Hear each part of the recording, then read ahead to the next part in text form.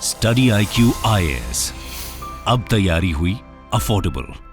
नमस्कार दोस्तों कल से हमारे देश के अंदर ब्यूरोक्रेसी में लेटरल एंट्री के बारे में काफ़ी ज़्यादा चर्चा चल रही है। इसका कारण मैं आपको बताता हूं।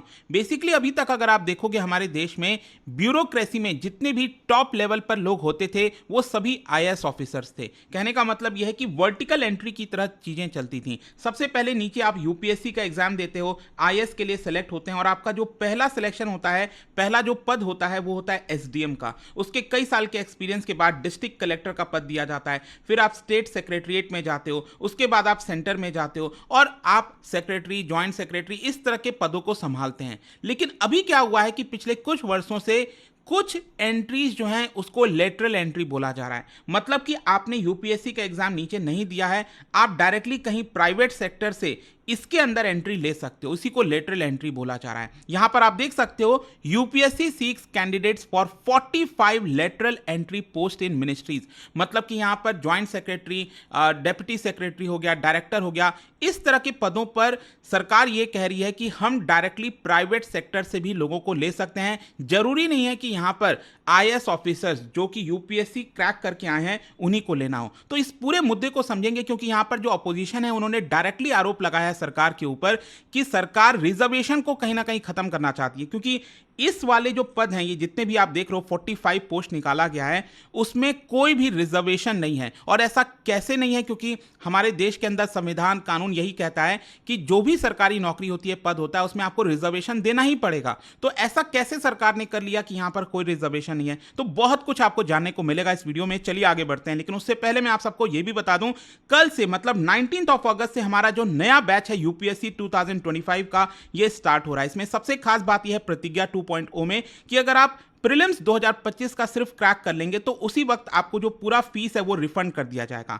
साथ ही साथ जैसे ही आप ये बैच लेते हैं उसमें आपको सिलेक्शन बॉक्स आपके घर तक भेजा जाता है जिसमें 18 UPSC के बुक्स और बहुत सारी चीजें होती हैं। तो अभी ऑफर के दौरान आप सबसे कम दाम पर ले पाएंगे by using the code Ankit live. इसका जो लिंक है वो कमेंट सेक्शन में दिया हुआ है। और इसके अलावा अगर आप MCQs अटेम्प्ट करना चाहते हैं तो मेरे इंस्टा पेज पर जाइए, वहां पर स्टोरीज में जितने भी MCQs हैं उसको भी आप अटेम्प्ट कर पाएंगे। चलिए शुरुआत करते हैं और सबसे पहले ये देखते हैं कि एग्जैक्टली हुआ क्या है। जैसा कि मैं आपको कह रहा था, UPSC ने एडवर्टीजमेंट जारी किया है सैटरडे को और यह कहा है कि लेटरल एंट्री के माध्यम से यहां पर जो मोटिवेटेड इंडियन नेशनल्स हैं, टैलेंटेड इंडियन नेशनल्स हैं, उनके लिए हम ये एडवर्टीजमेंट जारी कर रहे हैं कि वो इन 45 जो पोस्ट है उसको फिल कर सकते हैं अगर उनके अंदर कैपेबिलिटीज हैं। और ये जितने भी 45 पोस्ट हैं वो बेसिकली या तो ज्वाइंट सेक्रेटरी या तो डायरेक्टर या फिर डेप्यूटी सेक्रेटरी के लेवल पर होगा। और ये टोटल यूनियन गवर्नमेंट में जो 24 मिनिस्ट्रीज हैं उसके लिए एडवर्टीजमेंट जारी किया गया है। और आप देख सकते हैं इसमें यह बोला गया है इस एडवर्टीजमेंट के अंदर, with individuals having appropriate qualification experience from state UT government. मतलब कि अगर आप ऑलरेडी IAS ऑफिसर हो, अगर आप ऑलरेडी कहीं सरकारी जॉब में हो तो भी आप अप्लाई कर सकते हैं, या फिर अगर आप प्राइवेट सेक्टर में हैं तो भी आप इसके अंदर अप्लाई कर सकते हैं। तो इसी को लेकर प्राइवेट सेक्टर जो लिख दिया गया है, इसी को लेकर काफी ज्यादा यहां पर डिस्कशन हो रहा है। साथ ही साथ एडवर्टीजमेंट में यह भी बोला गया है कि the category of persons with benchmark disability, जो PWBD के थ्रू आते हैं, वो भी इसके अंदर अप्लाई कर सकते हैं। खैर यहां पर अब पहला क्वेश्चन यही है कि लेटरल एंट्री का मतलब क्या हुआ। बेसिकली 2017 में नीति आयोग ने 3 साल का जो एक्शन एजेंडा है और साथ ही साथ sectoral group of secretaries on governance ने एक रिपोर्ट सबमिट की थी फरवरी के महीने में 2017 में। उसके अंदर रिकमेंड किया था यहां पर कि जो हम मिडिल और सीनियर मैनेजमेंट लेवल है सेंट्रल गवर्नमेंट के अंदर, जो पोस्ट मैंने आपको बताया यहां पर जैसे joint secretary, director, deputy secretary, इसके अंदर लेटरल एंट्री का प्रोविजन लाना चाहिए, ऐसा इस रिपोर्ट के अंदर बोला गया था। और इसमें सबसे इंपॉर्टेंट यही चीज है क्योंकि अभी तक ये जितने भी पोस्ट थे वो सिर्फ जो कैरियर ब्यूरोक्रेट्स थे उन्हीं के द्वारा फिल किया जाता था। मतलब जो UPSC का एग्जाम दिए हैं, जिन्होंने क्रैक किया है, SDM बने हैं, धीरे धीरे करके जो ऊपर के लेवल पर गए हैं, उन्हीं को अभी तक ये मौका मिलता था। और साथ ही साथ ये भी ध्यान रखिएगा कि इसमें ऐसा नहीं है कि आपका एक बार अपॉइंटमेंट हो गया तो रिटायरमेंट तक आप अपॉइंटमेंट रहोगे, ऐसा नहीं है। यहां पर जो कॉन्ट्रैक्ट दिया जाएगा, जो लोग सेलेक्टेड होंगे इन पोस्ट के लिए, उनको 3 साल के लिए या फिर मैक्सिमम 5 साल तक के लिए एक्सटेंड किया जा सकता है, मतलब कॉन्ट्रैक्ट बेसिस पर है। ये नॉर्मली जो यूपीएससी का हम एग्जाम देते हैं, हम सबको पता है कि आपके रिटायरमेंट तक आपके पास वो आईएएस की जॉब रहती है, लेकिन इसमें ऐसा नहीं है। खैर, यहां पर क्वेश्चन ये भी है कि कौन से पोजीशंस के लिए लेटरल एंट्री जो है वो ओपन किया गया। मैंने आपको पहले ही बोला कि 2018 में इसकी शुरुआत की गई और उस समय सबसे पहला जो पोजीशन ओपन किया गया था वो जॉइंट सेक्रेटरी लेवल पोजीशन के लिए, और आगे चलकर डायरेक्टर और डिप्टी सेक्रेटरी। मैं आपको बता दूं कि हमारे देश के अंदर जॉइंट सेक्रेटरी का जो अपॉइंटमेंट होता है वो डायरेक्टली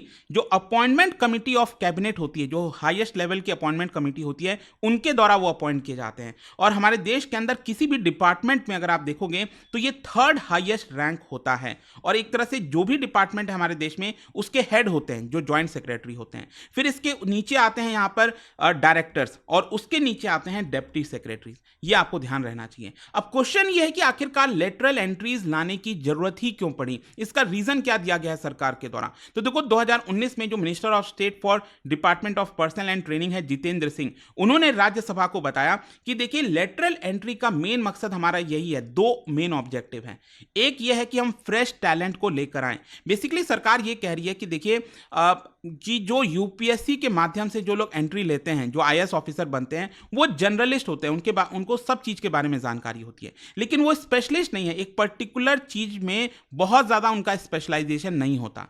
तो इसी की वजह से, जैसे कि मान लो अगर सरकार डिजिटल इंडिया को पुश करना चाहती है, तो हो सकता है कि एक ऐसे टैलेंटेड पर्सन को लाया जाएगा जो जिससे डिजिटल फील्ड में बहुत ज़्यादा काम कर रखा होगा, उसको बहुत सारी जानकारी होगी, तो वो स्पेशलिस्ट होगा, तो उसको हम यहाँ पर लेकर आना चाहते हैं। और साथ ही साथ जो मैन पावर की अवेलेबिलिटी है, उसका स्कोप भी हम बढ़ाना चाहते हैं, क्योंकि अगर हम सिर्फ कैरियर ब्यूरोक्रेट्स का अपॉइंटमेंट करेंगे तो हमारे पास लिमिटेड चॉइस हैं, लेकिन इस तरह से रिक्रूटमेंट करके हम यहाँ पर और भी बहुत सारे जो टैलेंट्स हैं उनको हम गवर्नमेंट के अंदर ला सकते हैं। इनफैक्ट आप देख सकते हो यहाँ पर 2024 में भी, अभी इसी साल 8 अगस्त को राज्यसभा में भी जितेंद्र सिंह के द्वारा बोला गया, keeping in view their specialised knowledge and expertise in the domain area, lateral entry at joint secretary, director, deputy secretary has been undertaken to appoint person with specific assignment.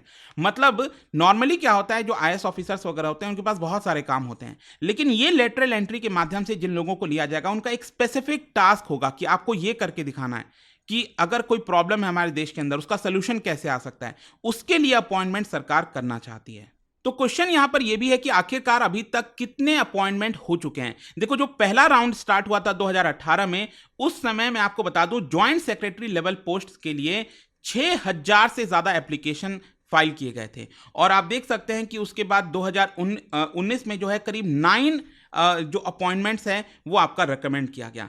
फिर 2021 में भी लेटरल एंट्री की गई और 2 round और चला था मई 2023 में। मतलब अभी तक टोटल 63 अपॉइंटमेंट्स किया गया है लेटरल एंट्री के माध्यम से पिछले 5 वर्षों में, और अभी प्रेजेंट में करीब 57 ऐसे ऑफिसर्स हैं जो पोजीशंस को ऑक्यूपाई कर रखे हैं। और अभी ये लेटेस्ट जो 45 पोस्ट जारी किया गया, अगर ये भी रिक्रूटमेंट हो जाता है तो आप समझ सकते हैं कि ये आंकड़ा जो है आपका 100 के पार चला जाएगा। अब नेक्स्ट क्वेश्चन ये है कि इसको लेकर क्रिटिसिज्म क्यों इतना हो रहा है। देखो, यहां पर एक तो पहले मैं आपको ये बता दूं कि जब ये लेटरल एंट्री का प्रोसेस लाया गया था कि बहुत सारे एक्सपर्ट्स को ये डाउट था कि क्या ब्यूरोक्रेसी जो ऑलरेडी एग्जिस्टिंग आईएएस ऑफिसर्स हैं वो प्राइवेट सेक्टर से आए हुए किसी भी पर्सन को एक्सेप्ट करेंगे कि नहीं, क्या उनको सपोर्ट करेंगे कि नहीं। तो सरकार का ऐसा मानना है कि क्योंकि ऑलरेडी हमने 63 अपॉइंटमेंट्स अभी तक कर रखा है, तो अब जितने भी प्रॉब्लम्स इश्यूज होंगे वो सब रिजॉल्व हो गए होंगे, तो ऐसा सच कोई दिक्कत नहीं होनी चाहिए। लेकिन यहां पर ऑपोजिशन ने एक बहुत बड़ा आरोप लगाया है। ऑपोजिशन ने यह कहा है कि सरकार कहीं ना कहीं जो कोटा सिस्टम है उसको खत्म करना चाहती है।